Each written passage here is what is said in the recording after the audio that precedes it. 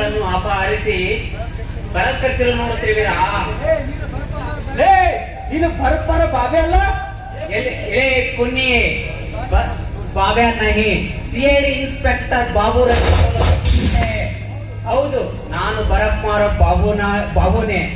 ಇಲ್ಲಿ 25 ವರ್ಷಗಳ ಹಿಂದೆ ಆಗರ್ಭ ಶ್ರೀಮಂತ ರಾಜಪ್ಪನೆಂಬವರ ಕೊಲೆಗೆ ನಡೆದಿತ್ತು. ಕೇಸಿನ ವಿಚಾರಣೆಗಾಗಿ ನಾನು ಬರಪ್ ಮಾರುವ ಬಾಬುನ ವೇಷದಲ್ಲಿ ಬರಬೇಕಾಯಿತು. ಈ ವೇಷದಲ್ಲಿ ಬಂದು ನಿಮ್ಮೆಲ್ಲ ಕಪಟ ಕುತಂತ್ರಗಳನ್ನು ಜಾಲಾಡಿ ಬಿಟ್ಟೆ. ಪ್ರತಾಪ, ಈಗಲಾದರೂ ನಿಮ್ಮ ತಪ್ಪನ್ನು ಒಪ್ಪಿಕೊಳ್ಳಿ. ಹೌದು ಸಾಹೇಬ, ನಮ್ಮ ದಣಿನ ಕೊಂದವರು ನಾವೇ. ನಾವು ಮಾಡಿದ ತಪ್ಪಿಗೆ ದೇವರು ಸರಿಯಾದ ಶಿಕ್ಷೆಯನ್ನು ಕೊಟ್ಟ ನಮಗ. ಜಗದೀಶ, ನಾವು ಮಾಡಿದ ತಪ್ಪನ್ನು ಆ ದೇವರು ಕೂಡ ನಮ್ಮನ್ನು ಕ್ಷಮಿಸಲಾರ. ಆದ್ರೆ ನೀನು ನಮ್ಮನ್ನು ಕ್ಷಮಿಸಿ ನನ್ನ ಮೇಲಿನ ದ್ವೇಷಕ್ಕಾಗಿ ನನ್ನ ಮಗಳನ್ನು ಬಲಿ ತೆಗೆದುಕೊಳ್ಳಬೇಡ. ಬಾಬು ಅವರೇ, ಸರಿಯಾದ ಸಮಯಕ್ಕೆ ಬಂದು ಒಳ್ಳೆಯ ಕೆಲಸವನ್ನೇ ಮಾಡಿದ್ರಿ.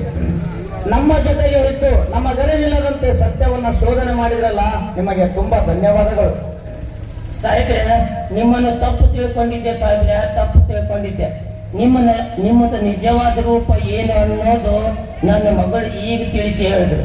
ನಾ ಜೈಲಿಗೆ ಹೋದ್ರೂ ಪರವಾಗಿಲ್ಲ, ಒಟ್ಟು ನನ್ನ ಮಗಳನ್ನ ಮದುವೆ ಆಗಿರಲ್ಲ, ಅಷ್ಟು ಸಾಕ್ರಿ ಸಾಹೇಬ್ರೆ. ನನ್ನ ಮಗಳು ಚೆನ್ನಾಗಿ ನೋಡ್ಕೊಂಡ್ರು ಸಾಕು ಸಾಹೇಬ್ರೆ, ಸಾಕು. ಏನು ನೋಡುತ್ತಿರುವ ಗಿರಿಜ, ನನ್ನ ತಮ್ಮ ಸಂಗಮೇಶ ತನ್ನ ತಪ್ಪಿನ ಅರಿವಾಗಿ ನಿನ್ನನ್ನು ಹೆಂಡತಿ ಅಂತ ಸ್ವೀಕಾರ ಮಾಡ್ಲಕ್ಕೆ ರೆಡಿ ಆಗ್ಯಾನ.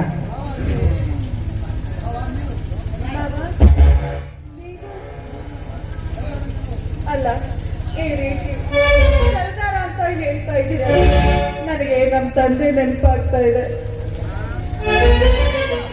ಗಿರಿಜಾ, ನನ್ನನ್ನು ಕ್ಷಮಿಸು. ನಾನು ಮಾಡಿದ್ದು ಅಪರಾಧ.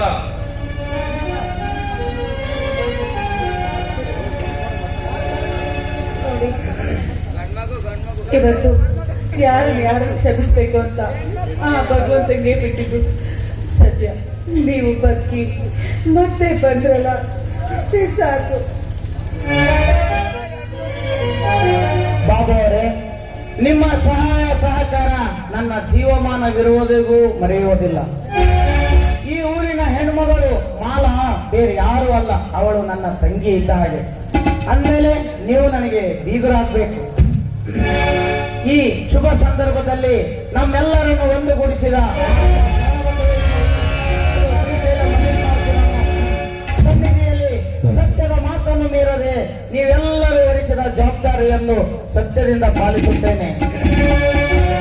ಈ ಶುಭ ಸಂದರ್ಭದಲ್ಲಿ ಎಲ್ಲರೂ ಒಟ್ಟಿಗೆ ಆ ಮಲ್ಲಿಕಾರ್ಜುನನ ದೇವಸ್ಥಾನಕ್ಕೆ ಹಾಗೂ ಶರಣಬಸವೇಶ್ವರ ದೇವಸ್ಥಾನಕ್ಕೆ ಹೋಗೋಣ, ನಡೆಯಿರಿ.